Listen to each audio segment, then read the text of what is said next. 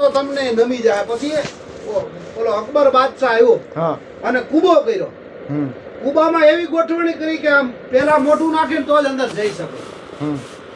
અને વિહળરાબાએ નીમ લીધું હતું કે હું મારી રવેચી મોગલ સિવાય નમું નહીં.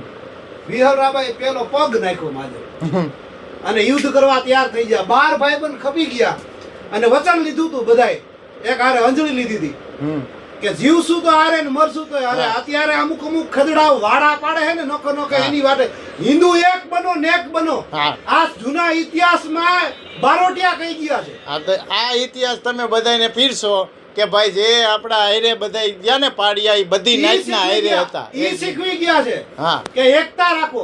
ઈ જ કહે છે તમે રાખો. રાજગોર બ્રાહ્મણનો દીકરો ક્યાંક ગામત્રે ગયો તો એને ખબર પડી અને અહીંયા સીતાઓ બળતી હતી ગડગડતી દોટ કાઢીને કુડાળાની હારવાર એની હારે એને પ્રાણ ત્યાગી દીધો. મરવું તો મારા ભાઈબંધની હારવાર. બરાબર. આ એકતા હતી આપણા હિન્દુઓની. હા અને અત્યારે જે સમાજમાં ઠેકા લઈને ફરે છે નોખા નોખા ભાગે છે ઈ લઈ જાય છે. હિન્દુ એક બસ બીજી વાત નહીં. ઓલા ધજા લઈને કોણ લઈ જાય છે? સંગઠનનો મેન બને ને હોય ને બાપુ મધપુડું. મધમાં કોઈ કાકરી ચાળો નહીં કરે. શું કામ? એનામાં એકતા છે. ચોટી જાય. પછી કેળાની લૂમ હોય કોઈ રેકડીયા જાય આપણે તપાસ કરી તો કેળામાંથી એક કેળું તોડીને ચાખી નાખી ભાઈ ઉભા અમારે જોવા દે કેવું. શું કામ? ઈ લૂમ છે.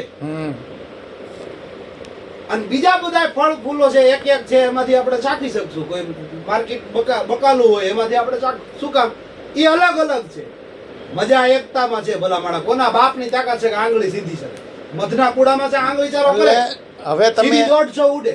હા એટલે હવે તમે એવી પ્રેરણા આપો બધાને જ્યારે તમે બોલો જ્યાંથી કે જે એકતા રાખવાની આપી તમે એમ કહો ને કે એકતા રાખવાની આપી એ તો સાચું જ એ કોઈ વાંધો નહીં. પણ હવે એને કંઈ આપણા સમાજના ઠેકા લઈને જે ફરે ને એને ત્યાગો આપણે એ કર્યો.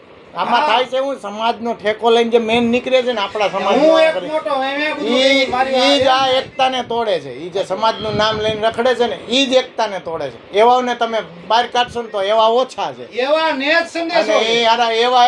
ઓછા છે ને ઈ જ આખા સમાજને તોડે છે. કેમ કે સમાજની સમજવાની શક્તિ ઓછી છે.